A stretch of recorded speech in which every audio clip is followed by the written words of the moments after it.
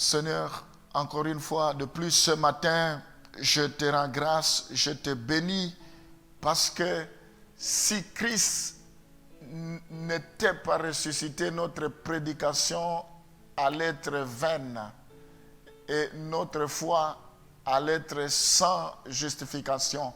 Je te bénis parce que aujourd'hui, la prédication de la croix est une folie pour ceux qui périssent, mais elle est une puissance pour nous qui sommes sauvés. Aujourd'hui, le christianisme est basé sur ta résurrection.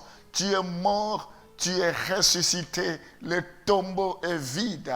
Voilà pourquoi nous te disons merci, parce que c'est un sujet de joie, c'est un sujet de glorification pour nous qui sommes tes enfants. Merci parce que tu as tout accompli sur la croix. Je te rends grâce, je te bénis pour cette semaine pascale. Je te rends grâce pour tout ce que tu as accompli pendant cette période de Pâques. Reçois la gloire, sois béni à jamais. Au nom de Jésus, nous t'avons ainsi prié. Amen. Nous allons voir à présent le preuve de la résurrection de Jésus-Christ. Avant que nous puissions parler des implications, nous voulons voir de preuves. Nous allons lire dans Luc chapitre 24, le verset 3. Et étant entrées, elles ne trouvèrent pas le corps du Seigneur Jésus-Christ. Nous voyons, la première preuve a été le tombeau vide. Les femmes sont arrivées. Pierre est entré, il a vu que le tombeau était vide. Et nous voyons cela également dans Marc 16, le verset 6. Le tombeau était vide. Il leur dit, ne vous épouvantez pas.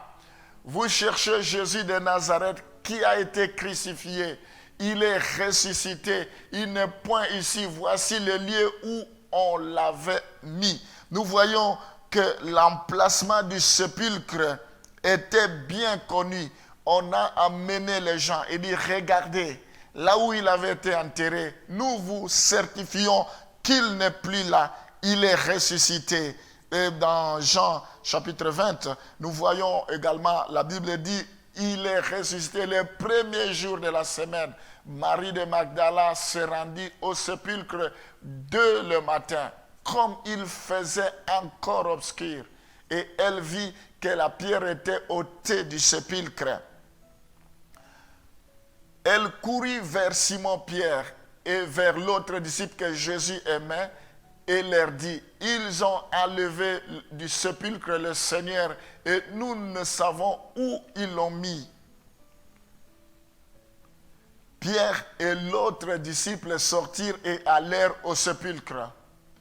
Ils couraient tous deux ensemble, mais l'autre disciple courut plus vite que Pierre et arriva le premier au sépulcre.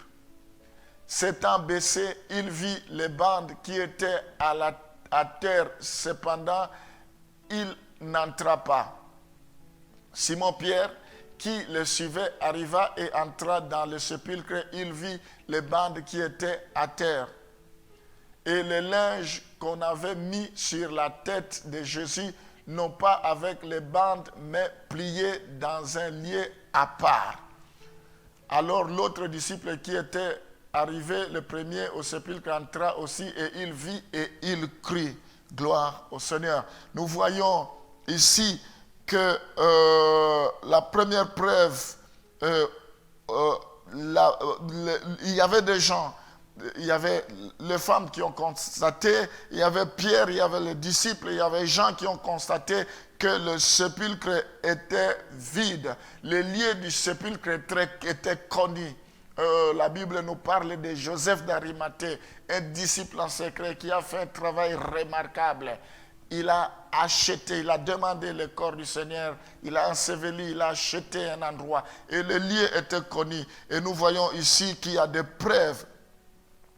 Nous voyons qu'il n'y a aucune méprise ou falsification n'était possible.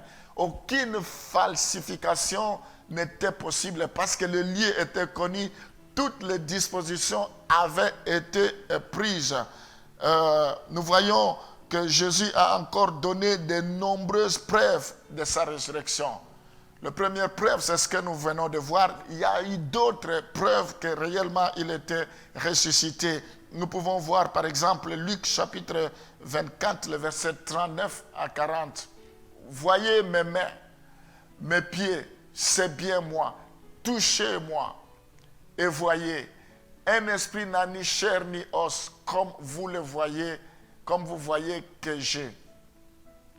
Et en disant cela, il leur montra ses mains et ses pieds. Nous voyons dans ce passage, il s'est laissé toucher pour démontrer que son corps était de chair et d'os. Il n'était pas un esprit. Nous voyons que Jésus a apparu. Il y a déjà quelques disciples qu'il avait rencontrés et Thomas ne croyait pas. Et ils étaient dans une chambre renfermée, disons, dans une maison renfermée, tout était fermé. Tout à coup, Jésus apparut et dit, Simon, avance, touche mes mains, regarde mes pieds, touche ici, touche là-bas. C'est alors qu'il dit, je crois. Il dit, tu crois parce que tu as touché. Heureux ceux qui ont vu, qui croient sans avoir vu. Mais bien aimé, c'est une réalité. Maintenant, on nous parle de coronavirus. C'est un virus qu'on ne voit pas à l'œil nu, mais nous croyons que cela amène la mort et nous voyons les effets, comment les gens prennent des dispositions. Mais nous n'avons pas besoin de voir Jésus-Christ pour croire. Jésus-Christ vient avec la vie, mais nous ne croyons pas. Alors que la vie est en Jésus-Christ, il faut que nous nous tournons vers Jésus-Christ. Quels que soient les problèmes, difficultés que nous pouvons rencontrer, Jésus-Christ est la solution.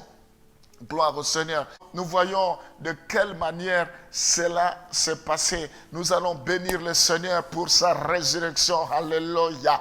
Oh Seigneur, merci parce que cela a été phénoménal. Je te rends grâce parce que cela a été extraordinaire. Personne ne pouvait contenir. Cela, personne ne pouvait imaginer. C'est là que les gens ont vu que tu es Dieu. Je confesse que tu es Dieu dans la vie de chaque personne. Je confesse que tu es Dieu dans la vie de tous ceux qui t'invoquent. Qu'ils le veuillent ou pas, ils verront ta puissance. Nous vaincrons. Avec toi, nous ferons des exploits. Avec toi, nous sommes plus que vainqueurs. Seigneur, je crois que tous ceux qui se trouvent dans les tombeaux, d'une manière ou d'une autre, tous ceux que l'ennemi a mis une croix concernant leur vie, tu vas les faire sortir de ce tombeau. Ils ressusciteront. Toi qui es mort, tu es ressuscité. Tu es capable de ramener aussi à la vie tous ceux qui sont morts dans le nom de Jésus. Alléluia. Sois béni à jamais. Te soit rendu.